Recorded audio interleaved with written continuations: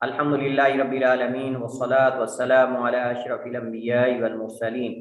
نبینا وحبیبنا وقدوتنا محمد وعلی آلہ واصحابہ اجمعین، اما بعد۔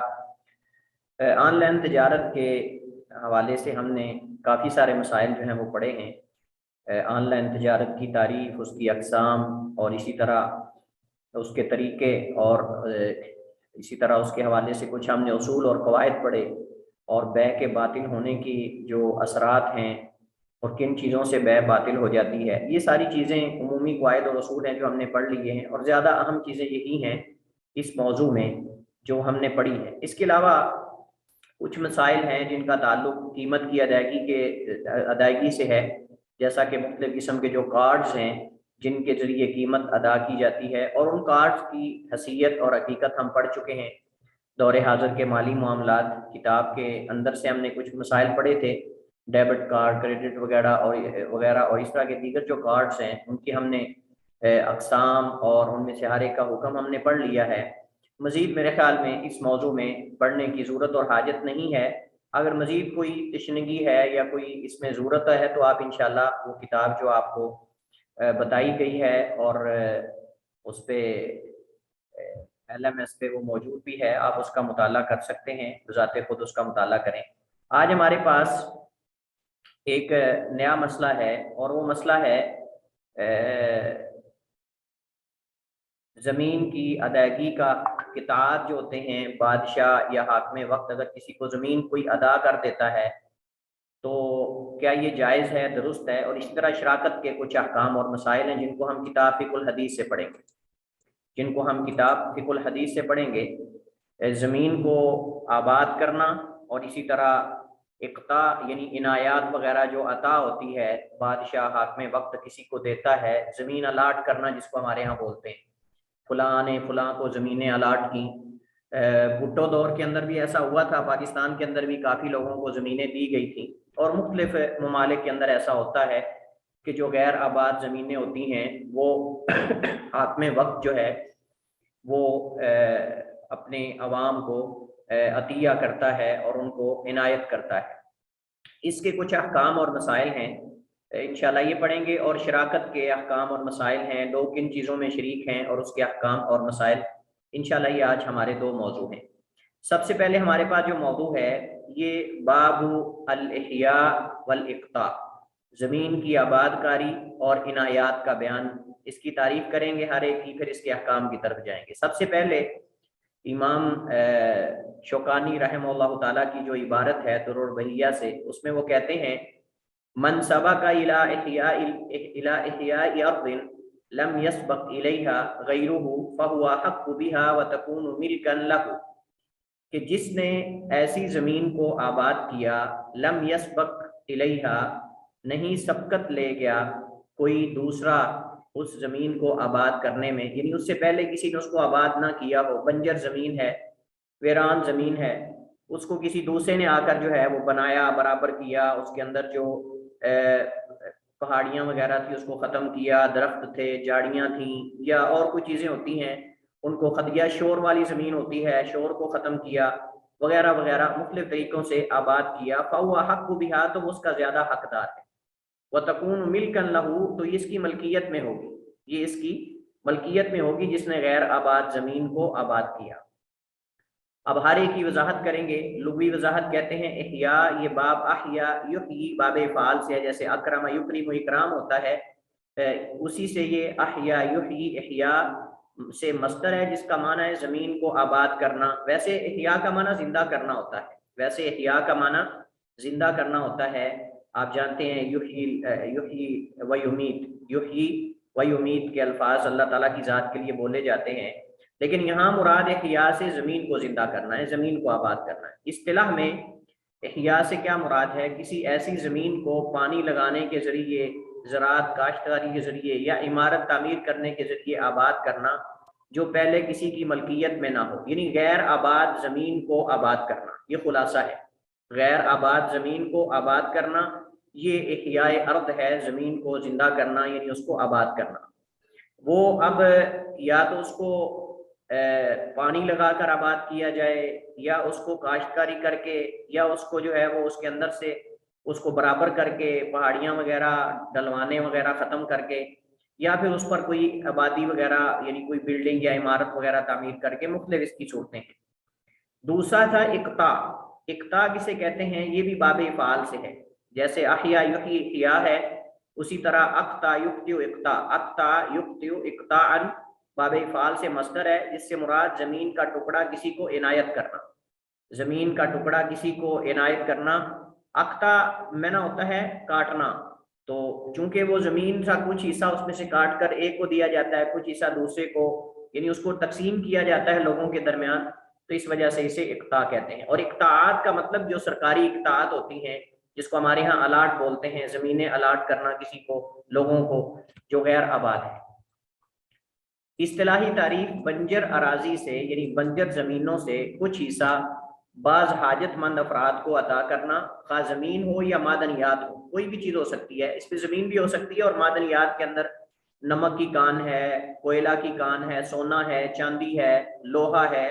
دھاتیں وغیرہ، اس طرح کی دیگر جو کانیں ہوتی ہیں وہ بھی ہو سکتی ہیں۔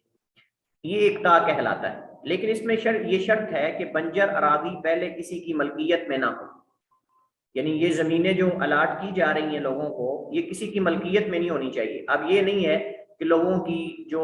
ان کے آباء و اجداد سے نسل در نسل زمین چلتی آ رہی ہے وہ اٹھا کے کسی دوسرے کو دے دی جائے اور اس کو کہا جائے کہ یہ سرکاری الاٹ شدہ زمین ہے آپ کو، تو ایسا کرنا جائز نہیں ہے۔ جو زمین کسی کی ملکیت میں نہ ہو وہ صاف ظاہر ہے کہ حکومت کی ملکیت میں ہوتی ہے، وہ سرکاری زمین ہی شمار ہوتی ہے،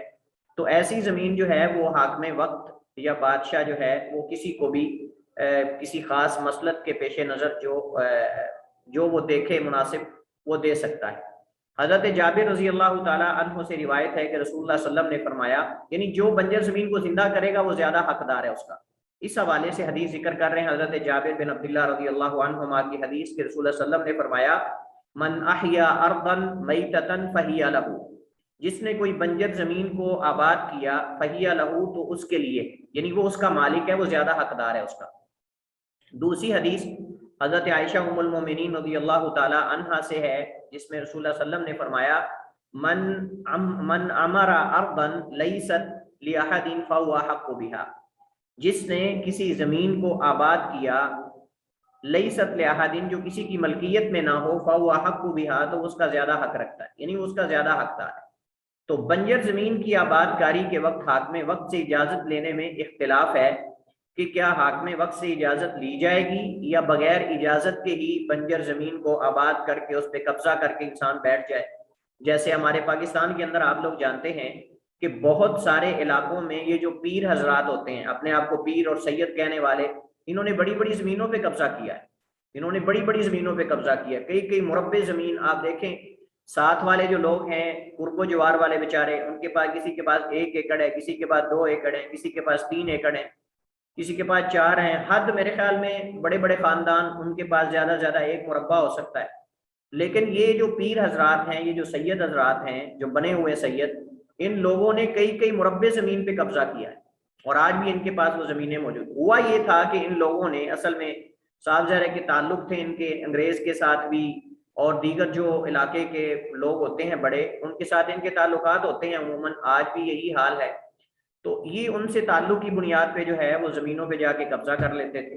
تو وہ زمینوں پر انہوں نے قبضہ کیا، اور آج اتنی مہنگی کر کے وہ زمینیں جو ہیں وہ بیچ رہے ہیں اور اس پر پیسے کما رہے ہیں۔ تو یہ اصل میں مسئلہ صاف ظاہر ہے کہ اس طرح تو کوئی بھی آدمی کسی بنجر زمین بنجر کہہ کر جا کے اس پہ قبضہ کر لے گا، تو کیا اس کے اندر کوئی اصول قاعدہ ہے یا اجازت لینے کی ضرورت نہیں ہے؟ تو یہ مسئلہ یہاں انہوں نے ذکر کیا ہے۔ امام ابو حنیفہ رحمہ اللہ تعالیٰ کا قول نقل کرتے ہیں کہ زمین کی آباد کاری میں حاکم وقت کا اذن یعنی اجازت ضروری ہے۔ مالک کہتے ہیں اگر زمین آبادی کے قریب ہے تو اجازت لینی چاہیے، بصورت دیگر اس کی ضرورت نہیں ہے۔ شافعی احمد اور ابو یوسف، قاضی ابو یوسف اور محمد بن حسن شیبانی جو ابو حنیفہ کے شاگرد ہیں دونوں، ان سے ہے کہ جس نے کسی بے آباد زمین کو آباد کیا وہ اس کا مالک ہے، خواہ امام سے اجازت نہ لی ہو، خواہ امام سے اجازت نہ لی ہو۔ صحیح بات یہ ہے، اگر ہم دیکھیں انہوں نے تو یہاں موقف راجع قرار دیا ہے کہ بغیر اجازت کے بھی کر سکتے ہیں، لیکن صحیح بات یہ ہے کہ اس میں حاکم وقت اور جو حکومت ہے اس کی اجازت لینا ضروری ہے۔ ہاں ایک صورت میں ضروری نہیں، ایک صورت میں ضروری نہیں ہے، اور وہ صورت یہ ہے کہ جب قرب و جوار کی زمین پر آدمی نے اس کو آباد کرنا ہو، یعنی آپ کی زمین کے پڑوس میں ایسی زمین پڑی ہے جو غیر آباد ہے، اور جس کو شام لاٹ ہمارے ہاں بولتے ہیں، یعنی سرکاری زمینیں پڑی ہوئی ہیں، ایسے ان کا کوئی والی وارث نہیں، آپ کی زمین کے پڑوس میں اگر ایسی زمین ہے تو اس کو آپ بغیر اجازت کے آباد کر سکتے ہیں۔ لیکن اس مسئلے کو اوپن کر دینا کہ کسی بھی جگہ پر آپ جو ہے وہ زمین کو آباد کر سکتے ہیں، تو یہ میرے خیال میں مسئلہ محل نظر ہے۔ یہ ایک الگ بات ہے کہ اختلاف اس وجہ سے ہوا ہے کہ شریعت میں اس بارے میں کوئی واضح نص موجود نہیں ہے، بس اتنا ہے کہ جو آباد کرے وہی اس کا مالک ہے۔ لیکن حالات بدل گئے ہیں، وہ حالات نہیں ہیں اس دور کے اندر۔ لوگوں کی آباد زمینوں پہ قبضے کر رہے ہیں، جو لوگوں کی اپنی ذاتی آبائی زمینیں ہوتی ہیں جس پر کئی سالوں سے وہ چلتے آ رہے ہیں، وہ اس کو بیچتے آ رہے ہیں، اس کی کاشتکاری کرتے آ رہے ہیں، لوگ ان پہ قبضے کر رہے ہیں۔ تو اگر اس طرح اجازت دے دی جائے گی تو کوئی بھی کسی زمین کو جو ہے وہ غیر آباد کہہ کر اس کو آباد کرنے لگ جائے گا۔ آباد کرنے کا مطلب یہ کہ اس پہ قبضہ کر لے گا۔ تو میرے خیال میں یہ جو صاحب کتاب نے اس موقف کو راجح قرار دیا نا، امام شافعی کے موقف کو، کہ جس نے کسی بھی بے آباد زمین کو آباد کیا وہ اس کا مالک ہو جائے گا، یہ مسئلہ مد نظر ہے۔ اس کو اوپن کرنا اس طرح یہ درست معاملہ نہیں ہے، اور نہ یہ دور حاضر کی مسلط کا تقاضا مسلط کے موافق ہے۔ یہ بالکل ایسا نہیں ہے، مسلط کے خلاف ہے یہ۔ اس وجہ سے اس کا کوئی اصول اور قاعدہ جو ہے وہ بنانا پڑے گا، اور قاعدہ اور اصول یہی ہے کہ اگر تو کسی آدمی کی زمین کے پاس وہ زمین ہے اور قرب و جوار میں کسی اور کی زمین نہیں ہے، تو پھر تو اگر وہ اس کو اپنی زمین میں شامل کر لیتا ہے تو پھر ٹھیک ہے، کوئی حرج نہیں۔ لیکن اگر اس کی وہاں زمین بھی نہیں قرب و جوار میں، اور دیگر لوگوں کی زمینیں بھی وہاں ہیں، اور یہ بندہ کہے کہ نہیں یہ چونکہ میری زمین کے سامنے ہے لہٰذا میں ہی اس کا مالک اور وارث ہوں، تو میرے خیال میں یہ صحیح نہیں۔ اس کا بہتر حال یہ ہے کہ پھر اس کے لیے وہ اجازت لیں، یا پھر جتنے لوگ قرب و جوار میں ہیں وہ اس کو آپس میں ڈیوائڈ کریں، تقسیم کریں، اور اجازت بھی لے لیں، تو یہی زیادہ مناسب اور بہتر ہے۔ باقی یہ کہنا کہ کوئی بھی کسی جگہ سے جا کے اس کو آباد کر سکتا ہے، یہ مسئلہ مد نظر ہے، مد نظر مسئلہ ہے۔ اس کے بعد کہتے ہیں وَيَجُوزُ لِلْإِمَامِ أَن يُقْطِعَ مَنْ فِي إِقْطَاعِهِ مَصْلَحَةٌ شَيْئًا مِنَ الْأَرْضِ الْمَيْتَةِ أَوِ الْمَعَادِنِ أَوِ الْمِيَاهِ، امام یا حاکم وقت کے لیے جائز ہے کہ وہ بنجر زمین، غیر آباد زمین میں سے کچھ زمین یا کوئی کان وغیرہ، کانیں جو ہوتی ہیں جیسے کھیوڑا کی کان ہمارے ہاں، نمک کی کان ہے، اس طرح دیگر کانیں جو ہوتی ہیں، کان سے مراد یہ کان نہیں، یہ کان نہیں کہ حاکم وقت کسی کو کان دے دے اپنا، یہ کان نہیں مراد، کان سے جو معدنیات وغیرہ ہوتی ہیں، معدن یعنی معدنیات، کانیں جو ہوتی ہیں مختلف چیزوں کی، کوئلے کی، کوئی کسی چیز کی، تو یہ مراد ہے کہ وہ کچھ حصہ اس میں سے دے سکتا ہے۔ اویل میاہ، یا پانی وغیرہ، کوئی حصہ پانی کہیں کھڑا ہوا ہے تو اس کا کچھ حصہ جو ہے وہ دے سکتا ہے کسی خاص مسلط کے پیش نظر۔ مسلط کوئی بھی ہو سکتی ہے، جیسے نبی کریم صلی اللہ علیہ وسلم نے بعض صحابہ کرام کو بعض زمینیں جو ہیں وہ دی ہیں، بعض کو جو ہے وہ تعلیف قلبی کے لیے آپ نے دی ہیں، بعض کو ان کی جو کارنامے ہیں، ان کے مختلف جو اسلام کے اندر کام انہوں نے کیے ہیں ان کی وجہ سے، بعض کو ان کی غربت کی وجہ سے،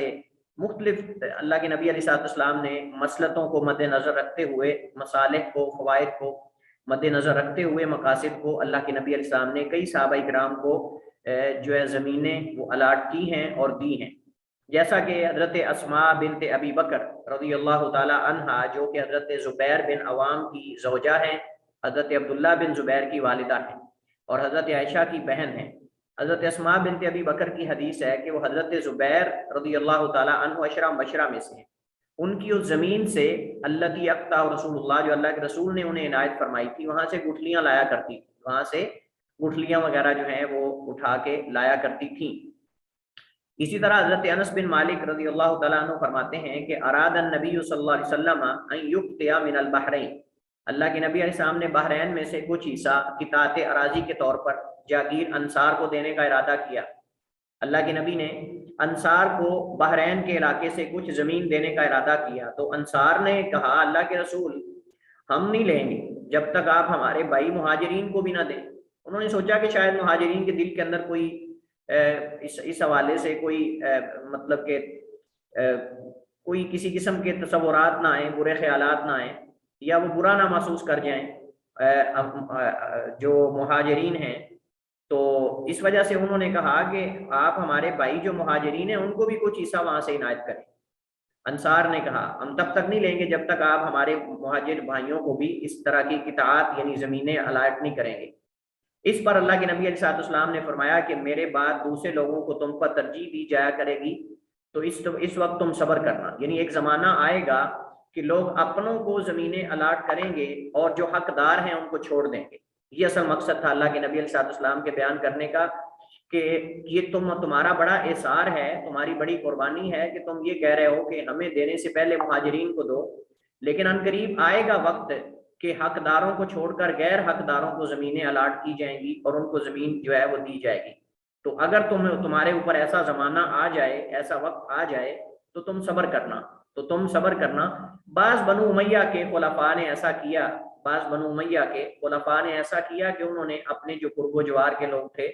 ان کو کافی ساری زمینیں جو ہیں وہ الاٹ دیں، اور اسی طرح بہت سارا مال جن کو حضرت عمر بن عبدالعزیز رحمہ اللہ تعالی جو کہ خلفائے راشدین میں شمار ہوتے ہیں، انہوں نے جب آئے تو انہوں نے پھر وہ زمینیں واپس بیت المال میں اور واپس جو ہے جن کا حق تھا ان کو واپس لوٹائی تھی، جیسا کہ آپ ان کے بارے میں پڑھتے رہتے ہیں۔ تو اللہ کے نبی نے فرمایا کہ اگر تمہارے اوپر یہ وقت آ جائے تو پھر تم صبر کرنا یہاں تک کہ ہماری ملاقات ہو جائے، یعنی مجھ سے ملاقات تمہاری ہو جائے۔ حضرت وائل بن حجر فرماتے ہیں کہ ان النبی صلی اللہ علیہ وسلم اقطعہ ارضا بحضرموت، اللہ کے نبی نے حضرموت کے مقام میں ان کو ایک زمین جو ہے وہ الاٹ کی تھی، عنایت کی تھی۔ اور حضرموت جو ہے یمن کا علاقہ ہے، حضرموت جو ہے یہ یمن کا علاقہ ہے، یمن کے علاقے میں اللہ کے نبی نے ان کو زمین عنایت کی تھی۔ حضرت عبد الرحمن بن عوف کا بیان ہے کہ نبی کریم نے مجھے اور عمر بن خطاب کو اس طرح کی زمین عنایت کی۔ انہوں نے اشارہ کیا کہ اس طرح کی ان کی اوصاف ذکر کیے۔ اب آپ دیکھیں کہ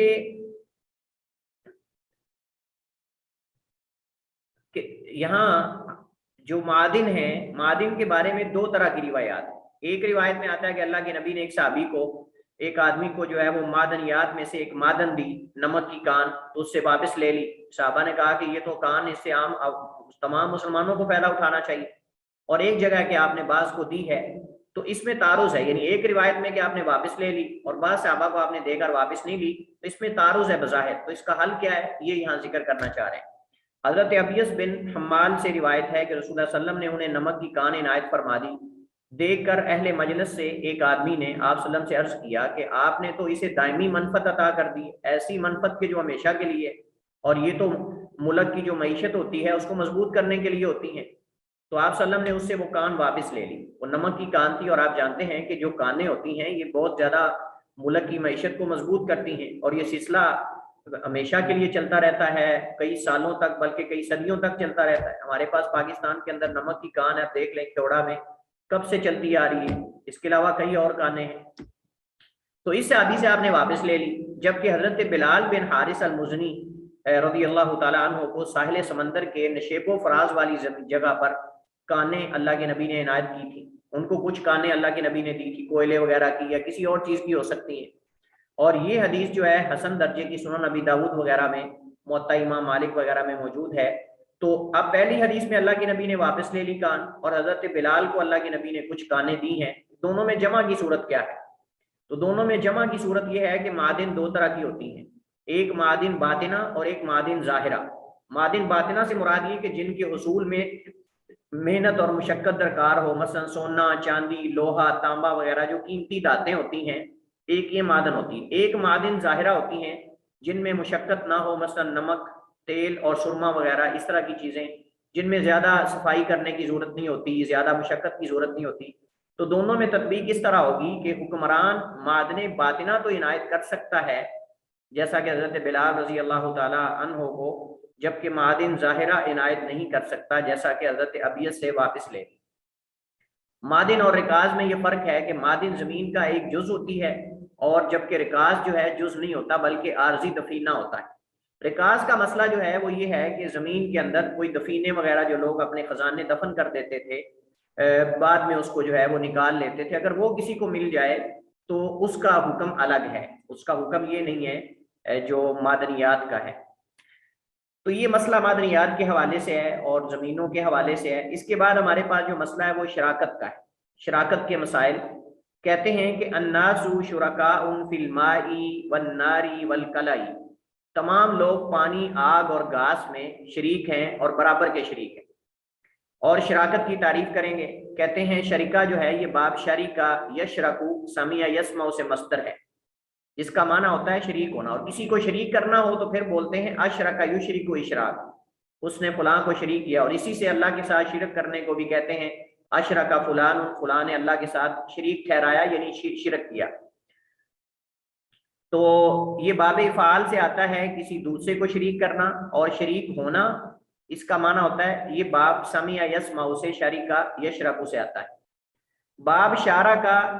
یشارکو مشارکتن اور تشارکہ یا تشارک تشارکن، باب مفعلہ اور باب تفاعل سے باہم کسی چیز میں شریک ہونے کے لیے اگر استعمال کرنا ہو تو باب مفعلہ اور باب تفاعل سے لایا جاتا ہے، جس میں مشارکت ہو یعنی باہم کسی چیز کے اندر برابر شریک ہونا۔ اصطلاحی تعریف میں کہتے ہیں کسی تصرف یا استحقاق میں باہم اکٹھے ہو جانا، اس کو شراکت کہتے ہیں، یا تو کسی چیز کی حقدار ہونے میں، اس کے مالک ہونے میں، یا پھر اس کے تصرف میں۔ تصرف کا مطلب یہ ہے کہ بندہ مالک بسا اوقات نہیں ہوتا لیکن اس کے اندر تصرف کر سکتا ہے، اس کے اندر مطلب کہ کوئی لین دین کر سکتا ہے، جیسے کسی کا کوئی وکیل ہوتا ہے، جیسے غلام ہوتا ہے اپنے سید اور اپنے آقا کے مال میں، اس کو ایک حد تک تصرف کی اجازت ہوتی ہے۔ اسی طرح جو مختلف قسم کے مالز ہیں، مختلف قسم کی جو شاپز ہوتی ہیں، دکانیں ہوتی ہیں، وہاں پر جو انہوں نے اپنے بٹھائے ہوتے ہیں کیشیئر وغیرہ یا ریسیپشن وغیرہ پہ لوگ بٹھائے ہوتے ہیں، ان کو بعض چیزوں میں تصرف کی اجازت ہوتی ہے، لیکن وہ مالک نہیں ہوتے ان چیزوں کے، مالک نہیں ہوتے، البتہ ان کو تصرف کی اجازت ہوتی ہے۔ تو شراکت جو ہے وہ تصرف میں بھی ہو سکتی ہے اور شراکت جو ہے وہ ملکیت میں بھی ہو سکتی ہے۔ یہ دونوں کی طرف اشارہ کرنا چاہ رہے ہیں وہ، اس طرح کے کسی تصرف یا استحقاق میں باہم اکٹھے ہو جانا۔ مشروعیت شراکت کتاب و سنت سے ثابت ہے، شراکت جو ہے کتاب و سنت سے ثابت ہے اور اس کے الفاظ بھی استعمال ہوئے ہیں، جیسے آیت میراث کے اندر ہے فَهُمْ شُرَكَاءُ فِي الثُّلُثِ، تو وہ ایک تہائی حصے میں برابر کے شریک ہیں۔ فَإِنْ كَانُوا أَكْثَرَ مِنْ ذَلِكَ فَهُمْ شُرَكَاءُ فِي الثُّلُثِ، یہ خیافی بہن بھائیوں کے بارے میں ہے کہ اگر وہ ایک سے زائد ہوں، یعنی اگر 3 ہوں، 4 ہوں یا 2 ہوں یا اس سے زیادہ ہوں، جمع ہوں، تو پھر وہ 1/3 میں برابر کے شریک ہیں۔ فَهُمْ شُرَكَاءُ فِي الثُّلُثِ، تو پھر وہ شریک ہے۔ یہاں شراکت جو ہے وہ استحقاق میں ہے، یہاں شراکت جو ہے وہ وراثت میں اور استحقاق میں ہے۔ اور ایک اور قرآن کریم کی آیت میں ہے وَإِنَّ كَثِيرًا مِنَ الْخُلَطَاءِ لَيَبْغِي بَعْضُهُمْ عَلَى بَعْضٍ، اور اکثر حصے دار جو ہوتے ہیں اور شریک ہوتے ہیں ایک دوسرے پر ظلم کرتے ہیں، اور اکثر جو ہے وہ حصے دار اور شریک جو ہوتے ہیں وہ ظلم کرتے ہیں۔ یہ وہ داؤد علیہ السلام اور سلیمان علیہ السلام کا جو واقعہ ہے اس کے اندر یہ ذکر کیا گیا ہے۔ حدیث قدسی ہے، اللہ تعالیٰ فرماتا ہے انا ثالث الشریکین ما لم یکن احدہما صاحبہ، کہ 2 شریکوں میں تیسرا میں ہوتا ہوں جب تک ان میں سے کوئی ایک اپنے ساتھی سے خیانت نہ کرے۔ یعنی شراکت کوئی بری بات نہیں ہے، شراکت مطلب کہ قابل تعریف ہے، قابل ستائش ہے، اگر باہمی تعاون اور امانت داری کے ساتھ اگر چلا جائے اور امانت داری کے ساتھ جو ہے وہ شراکت کو نبھایا جائے اور اس پر عمل درآمد کیا جائے تو پھر شراکت کوئی عیب نہیں ہے۔ شراکت بلکہ قرآن کریم کی اس آیت کے عموم کے اندر بھی شامل ہے، تعاون علی البر والتقوی، کہ نیکی اور تقوی کے کاموں میں ایک دوسرے کا تعاون کرو۔ مطلب نیکی تقوی یہ ہے کہ ایک دوسرے کی مدد کرنا۔ بعض کو کسی چیز کا ہنر نہیں آتا اور بعض کو ہنر آتا ہے، پیسے دونوں کے پاس ہوتے ہیں، تو اس طرح کر کے وہ اس کو شریک کر لیتے ہیں۔ ایک بندے کا کاروبار چل رہا ہوتا ہے، دوسرا بندہ بیچارہ جو ہے وہ ابھی تک کاروبار کیا ہی نہیں اس نے، لیکن اس کے پاس پیسہ ہے، تو وہ جس کا کاروبار چل رہا ہوتا ہے اس کی منت سماجت کرتا ہے کہ آپ میرے ساتھ مدد کریں اور میرے پیسے اپنے ساتھ شیئر کر لیں، اپنے کاروبار میں ان کو لگا لیں تاکہ میں بھی پرافٹ کے اندر شریک ہو جاؤں، کیونکہ الگ سے اپنا کاروبار کرنا، دکان بنانا، شاپ ڈالنا یا پھر کوئی بھی کمپنی بنانا، اس کے لیے پورے افراد کی ضرورت ہوتی ہے، ایک سوچ کی ضرورت ہوتی ہے، مینجمنٹ کی ضرورت ہوتی ہے، ترتیب کی ضرورت ہوتی ہے، کئی چیزیں اس کے اندر جو ہے وہ آپ جانتے ہیں کہ ایک بہت لمبا پروسیجر ہوتا ہے، کئی سال لگ جاتے ہیں، لیکن کسی کے ساتھ آپ چپ کر کے جا کے اپنے پیسے اس کو دے کر شراکت داری کر لیتے ہیں تو یہ اس کا احسان ہے آپ پر، اور آپ اس کے ساتھ جو ہے وہ اس کا آپ کے ساتھ تعاون بھی ہے ایک طرح کا۔ اللہ تعالیٰ کا مطلب شریک ہونے کا یہ کہ میں مددگار رہتا ہوں ان کا، میں ان کی مدد کرتا رہتا ہوں، میں ان کے مال میں برکت پیدا کرتا رہتا ہوں جب تک وہ ایک دوسرے کی ساتھ خیانت نہ کریں۔ مطلب اللہ مال میں برکت پیدا کرتا ہے، اگر امانت داری سے دو شریک آپس میں کسی حصے میں شریک رہتے ہیں تو اللہ تعالیٰ برکت ڈال دیتا ہے، یہ مطلب ہے اللہ ان کی مدد کرتا ہے۔ یہ مطلب نہیں شریک ہونے کا کہ اللہ تعالیٰ مال کے اندر ان کے ساتھ شریک ہے۔ رسول اللہ صلی اللہ علیہ وسلم نے فرمایا المسلمون شرکاء فی ثلاثۃ، مسلمان سارے جو ہیں وہ آپس میں شریک ہیں تین چیزوں میں، فی الماء والکلاء والنار، پانی میں، والکلاء اور جو گھاس بوس ہوتی ہے گھاس وغیرہ اس میں، والنار اور آگ میں۔ یہ تین چیزیں علماء کرام فرماتے ہیں اور حدیث کے اندر بھی آتا ہے کسی سے روکنی نہیں چاہیے، ضرورت سے زائد اگر ہو تو ان چیزوں کو روکنا جائز نہیں۔ پانی ہے آپ کے پاس،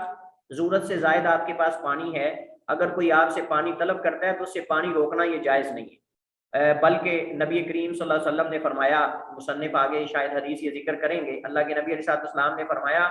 ثلاثۃ لا یکلمہم اللہ یوم القیامۃ ولا ینظر الیہم ولا یزکیہم ولہم عذاب علیم، تین قسم کے لوگ ایسے ہیں کہ جن کے ساتھ اللہ تعالیٰ محبت اور رحمت اور شفقت کی کلام بھی نہیں کرے گا، ان کی طرف دیکھے گا بھی نہیں محبت کی نگاہ سے، اللہ ان کا تزکیہ نفس بھی نہیں کرے گا، اور ان کے لیے دردناک عذاب ہے۔ ان میں سے ایک اللہ کے نبی نے فرمایا وہ آدمی رجل علی فضل ماء فی ارض فلات، ایسا آدمی کہ جو اضافی پانی پر بیٹھا ہوا ہے اور صحرا کے اندر ہے، صحرا کے اندر ہے، اضافی پانی لے کر بیٹھا ہوا ہے اور وہ دوسروں کو روکتا ہے، یمنع عن ابن السبیل، مسافر سے اس پانی کو روکتا ہے، تو نبی علیہ السلام نے فرمایا کہ یہ بھی شخص ان لوگوں میں سے ہے کہ جن کی طرف اللہ تعالیٰ نظر رحمت سے نہیں دیکھے گا، محبت سے کلام نہیں کرے گا، اور ان کے لیے دردناک عذاب ہے۔ تو اسی طرح جو ہے وہ عصر کے بعد اب جھوٹی قسمیں اٹھا کے اپنا مال بیچنے والا، عصر کے بعد جھوٹی قسمیں اٹھا کے اپنا مال بیچنے والا کہ اللہ کی قسم میں نے ابھی تازہ لے کے آیا ہوں، فریش لے کر آیا ہوں، اتنے کا لیا ہے، حالانکہ اتنے کا لیا نہیں ہوتا، نہ تازہ ہوتا ہے، تو یہ بھی اس میں شریک ہے۔ ہم یہ حدیث پڑھ رہے تھے رسول کریم صلی اللہ علیہ وسلم کی، المسلمون شرکاء فی ثلاثۃ فی الماء والکلاء والنار، مسلمان تین چیزوں میں شریک ہیں ایک دوسرے کے ساتھ، پانی میں، گھاس پھوس میں، اور اسی طرح آگ میں۔ اس کا مطلب سر آگ میں کس طرح سے شریک ہوں گے؟ آگ کا مطلب یہ ہے کہ آپ کے پاس آگ ہے اور آپ کا پڑوسی اسے لینا چاہتا ہے آگ جلانے کے لیے تو اس کو آگ دی جائے گی، یہ اصل مقصود ہے۔ یا اس کا یہ بھی مطلب ہو سکتا ہے کہ اگر آپ کے پڑوسی کے پاس آگ کا انتظام نہیں اور آپ کے پاس ہے تو آپ اس کو چیز پکانے دیں، یہ بھی ہو سکتا ہے۔ اگر آپ کے پاس ضرورت سے زائد چیز موجود ہے، لکڑیاں وغیرہ ہیں، لکڑی اگر آپ سے مانگتے ہیں تو لکڑی بھی اس کے اندر شامل ہے۔ تو مطلب یہ کہ ضرورت سے زائد اگر یہ اشیاء اور چیزیں ہیں تو یہ روکنی نہیں چاہیے، یہ اصل مقصود ہے۔ اب اس دور کے اندر آپ جانتے ہیں آگ جلانا کون سا آسان کام ہوتا تھا، آگ جلانا کوئی آسان کام نہیں ہوتا تھا، بسا اوقات پتھروں کے ساتھ جلاتے تھے، بسا اوقات کس چیز کے ساتھ جلاتے تھے۔ تو اگر ایک آدمی کی آگ جل رہی ہے تو وہ دوسرے کو کہے میں تو نہیں آگ لگانے دوں گا آپ کو، یا میں تو آگ نہیں دوں گا آپ کو، تو وہ لوگ کیا کرتے تھے آپ جانتے ہوں گے، ہم نے بھی یہ چھوٹے ہوتے دیکھا ہے کہ وہ لوگ چنگاری جو ہے وہ آگ کی لے کر ہمسائے سے وہ جا کر اس سے آگ جلاتے تھے، چنگاریاں وغیرہ لے کر کسی چیز کے اندر رکھ لیتے تھے اور لے جا کر اس سے اپنے گھر کی آگ جلا لیتے تھے، جس کے پاس یہ ماچس وغیرہ کا انتظام نہیں ہوتا تھا۔ آج بھی جن جگہوں پر یہ چیزیں ماچس وغیرہ اور یہ سہولیات نہیں، لوگ پتھروں کے ساتھ آگ جلاتے ہیں۔ آپ نے دیکھا ہوگا یہ جو فورسز وغیرہ ہوتی ہیں، فوج وغیرہ، اس طرح کے لوگ، ان کو بقاعدہ ٹریننگ میں بتایا جاتا ہے کہ آپ نے پتھر سے آگ کیسے چلانی ہے، اور یہ چیزیں، یہ مقصود ہے کہ ایک بندے کی آگ اگر جل رہی ہے تو اس کو چاہیے کہ وہ اپنے مسلمان بھائی کو اس میں شریک کرے، یہ نہیں کہ میں آپ کو آگ نہیں دوں گا، میں آپ کو پانی نہیں دوں گا، یا میں آپ کو گھاس پھوس سب کا مشترکہ ہوتا ہے، یہ چیزیں اصل مقصود ہے۔ تو اس حوالے سے نیچے وہ لکھتے ہیں کہ اس کا مطلب یہ ہے کہ جب یہ اشیاء ذاتی ضروریات سے زائد ہوں تو بوقت ضرورت لوگوں کو ان سے روکنا جائز نہیں ہے، اور یہ اس میں آتا ہے جیسے قرآن کریم میں وَيَمْنَعُونَ الْمَاعُونَ، وَيَمْنَعُونَ الْمَاعُونَ، اور وہ ضرورت کی چیزیں جو ہے وہ روکتے تھے۔ اسی طرح مثلا ضرورت کی چیزوں میں یہ بھی آتا ہے کہ آپ کے ہمسائے کو کسی برتن کی ضرورت پڑ گئی ہے ایمرجنسی میں، اس کے پاس برتن نہیں ہے، اب برتن اسے روک لیا جائے کہ ہم تو آپ کو برتن بھی دیں گے، تو یہ بھی میرے خیال میں یمنعون الماعون کے اندر آتا ہے، ضرورت کی جو چیزیں اشیاء چھوٹی چھوٹی ہوتی ہیں جن سے انسان کو کوئی کمی نہیں ہو جاتی رزق کے اندر اور چیزوں کے اندر۔ البتہ یہ ہے کہ اگر کوئی ایسی عورت ہے، ایسی کسی کی پڑوسن ہے کہ وہ چیزیں لے جا کر ضبط کر لیتی ہے تو پھر اس کو نہ دینے میں کوئی حرج نہیں، کیونکہ نبی علیہ السلام کے زمانے کے اندر بھی ایک عورت کے بارے میں آتا ہے کہ وہ ایسی تھی کہ وہ جس عورت کا ہاتھ کاٹا گیا تھا اس عورت کے بارے میں ذکر کیا جاتا ہے جو فاطمہ مخزومیہ عورت تھی، جس کے بارے میں اللہ کے نبی علیہ السلام نے فرمایا کہ اگر فاطمہ بنت محمد بھی چوری کر لے تو اس کا ہاتھ کاٹوں گا۔ وہ فاطمہ مخزومیہ جس کے ہاتھ کاٹنے کا اللہ کے نبی نے حکم دیا تھا، اس کے بارے میں بعض روایات میں آتا ہے کہ وہ لوگوں سے چیزیں لے کر واپس نہیں کرتی، لوگوں سے عاریتاً چیزیں لے کر واپس نہیں کرتی۔ تو اگر ایسی کوئی پڑوسن ہے یا ایسا کوئی پڑوسی ہے جو چیز لے کر واپس نہیں کرتا تو اس کو میرے خیال میں تو کوئی بھی نہیں دے گا، صاف ظاہر ہے ایک دفعہ دے گا، 2 دفعہ، 3 دفعہ۔ بعض لوگ ہوتے ہیں وہ چیز لے کر کہتے ہیں میں نے تو لی ہی نہیں، ضبط کر لیتے ہیں۔ اب یہ مسئلہ صاف ظاہر ہے یہ اس ممانت میں نہیں آئے گا، یہ نہیں میں نہیں آئے گا۔ اسی طرح ایک اور حدیث میں اللہ کے نبی علیہ السلام نے فرمایا لا یمنع الماء والنار والکلاء، پانی، آگ اور گھاس وغیرہ کو نہیں روکا جائے گا کسی سے۔ ولا تمنعوا فضل الماء، اور نہ تم روکو بچا ہوا زائد پانی۔ اور میں نے پانی کے حوالے سے حدیث آپ کے سامنے ذکر کی ہے اللہ کے نبی علیہ السلام کی، کہ آپ نے فرمایا کہ اللہ ایسے شخص سے کلام نہیں کرے گا، نظر رحمت سے نہیں دیکھے گا، دردناک عذاب اس کے لیے جو صحرا کے اندر اضافی پانی پر بیٹھا ہوا ہے اور وہ مسافر کو پانی نہیں دیتا۔ تو اب اس کے پاس اضافی پانی ہے لیکن وہ مسافروں کو نہیں دے رہا، روک رہا ہے لوگوں سے، تو یہ جائز نہیں ہے۔ کہتے ہیں وَإِذَا تَشَاجَرَ الْمُسْتَحِقُّونَ لِلْمَاءِ كَانَ الْحَقُّ بِهِ الْأَعْلَى فَالْأَعْلَى يُمْسِكُهُ إِلَى الْكَعْبَيْنِ ثُمَّ يُرْسِلُهُ إِلَى مَنْ تَحْتَهُ۔ جب پانی کے حقداروں میں دو پانی کے شریک ہیں، ان میں اختلاف ہو گیا،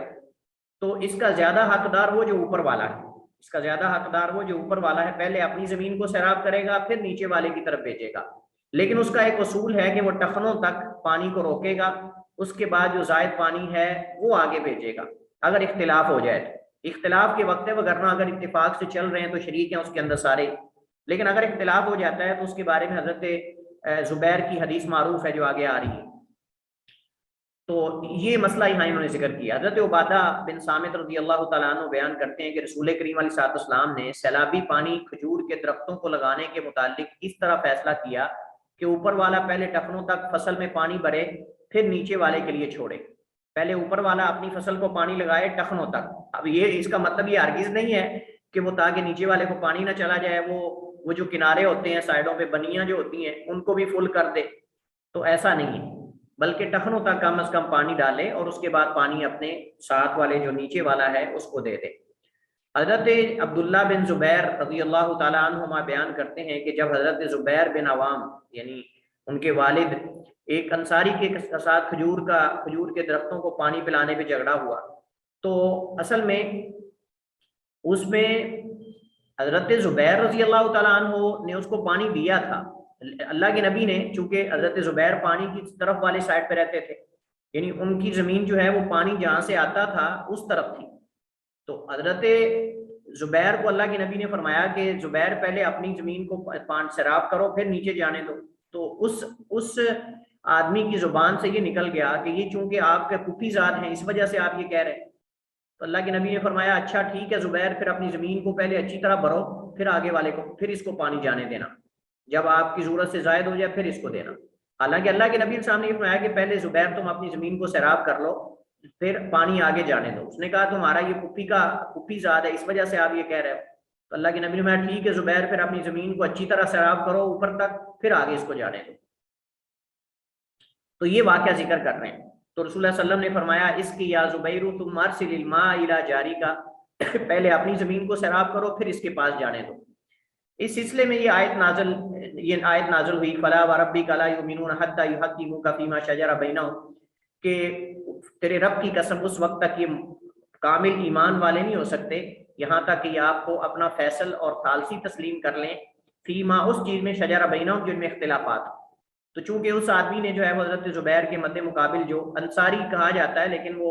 بعض روایات میں آتا ہے کہ وہ منافق تھا، مختلف الفاظ اس کے بارے میں،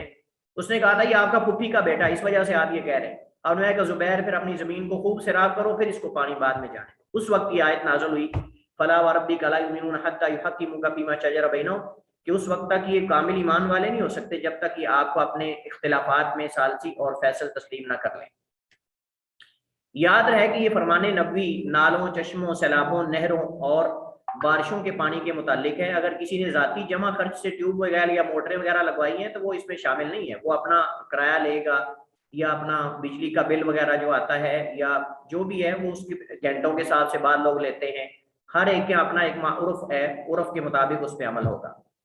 ولا يجوز منع الماء ليمنع به الكلى، اور زائد پانی کو روکنا جائز نہیں تاکہ اس کے ذریعے گھاس کو روکا جائے. یعنی کوئی آدمی جو ہے وہ اس وجہ سے پانی زائد روک لے تاکہ گھاس اس کے ساتھ لوگوں کو گھاس سے بھی روک لے کہ بھائی جو قریب آئے گا کہوں گا یہ میرا پانی ہے، یہاں تم کیوں بکریاں لا رہے ہو، یہاں کیوں جانور لا رہے ہو، میرا گھاس تم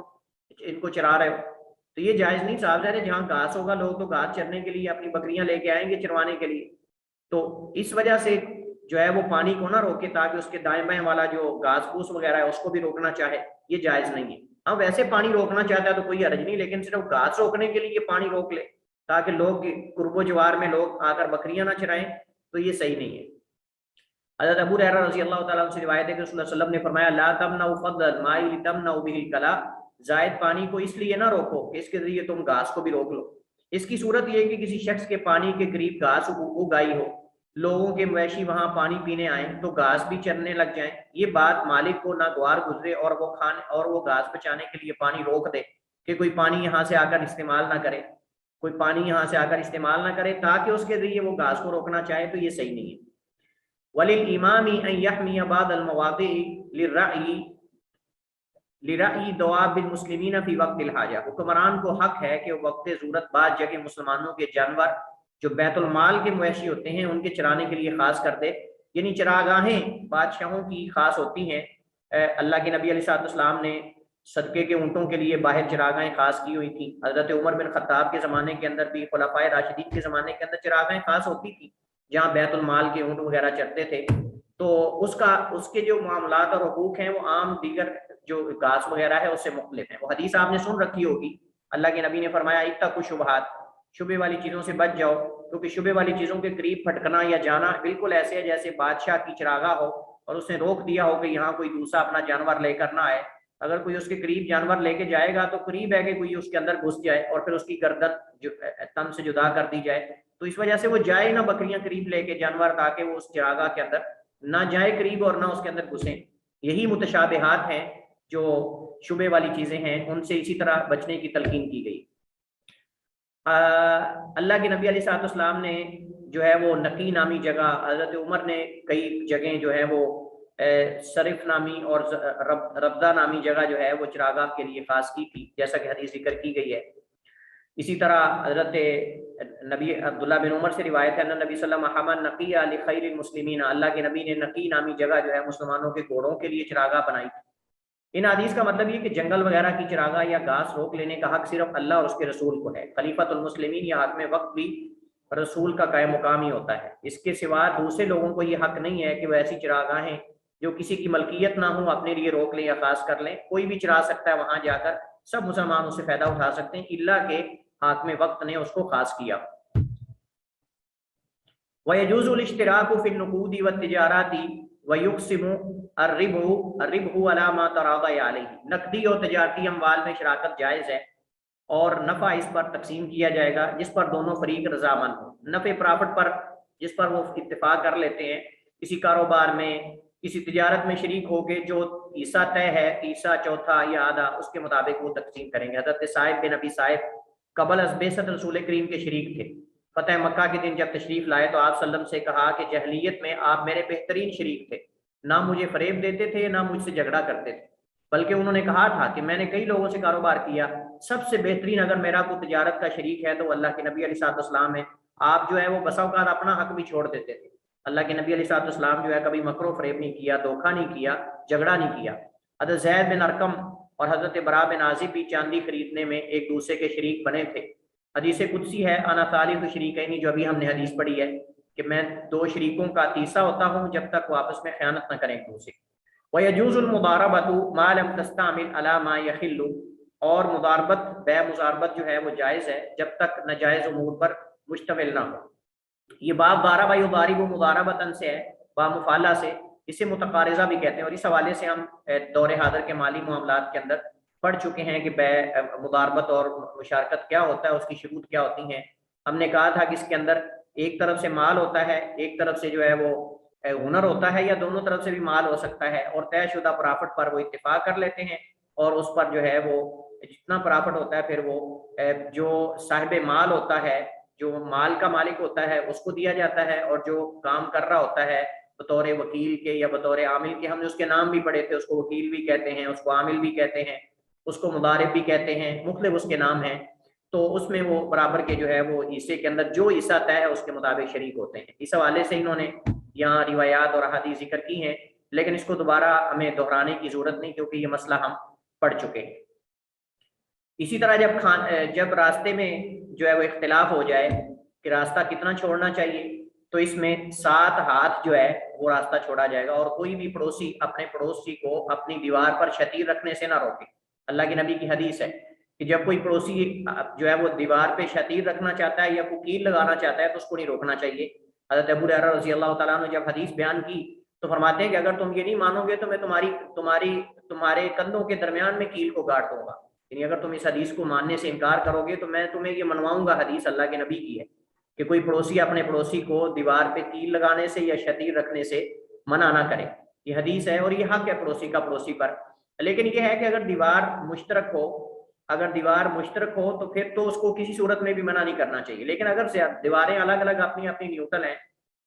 ہمارے یہاں یہ ہوتا ہے کہ لوگ دیواریں اکٹھی بنا لیتے ہیں، پھر وہ دونوں اکٹھی استعمال کرتے ہیں، ہونا بھی ایسے ہی چاہیے۔ لیکن اگر ایک بندے کی دیوار اپنے گھر کے اندر ہے اور ذاتی دیوار ہے، اس کی اپنی دیوار ہے، اپنی دیوار چھوڑ کے دوسرے کی دیوار پہ کچھ چیز رکھتا ہے تو یہ جائز نہیں ہے، یہ مناسب نہیں ہے۔ یہ صورت میں جب دیواریں مشترکہ ہوں پھر کوئی پڑوسی اپنے پڑوسی کو نہ روکے، کیل گاڑنے سے یا شتیر رکھنے سے یا کوئی گارڈر وغیرہ رکھنے سے، کوئی بھی چیز جو ہے اسے روکنا نہیں چاہیے، یہ اصل حدیث کا مطلب ہے۔ چلیے جی، اس کے ساتھ ہمارے یہ مسائل جو ہیں وہ ختم ہوئے، اسی پر ہم اکتفا کرتے ہیں۔ واللہ تعالی اعلم واحکم، صلی اللہ وسلم علی نبینا محمد وعلی آلہ وصحبہ وسلم۔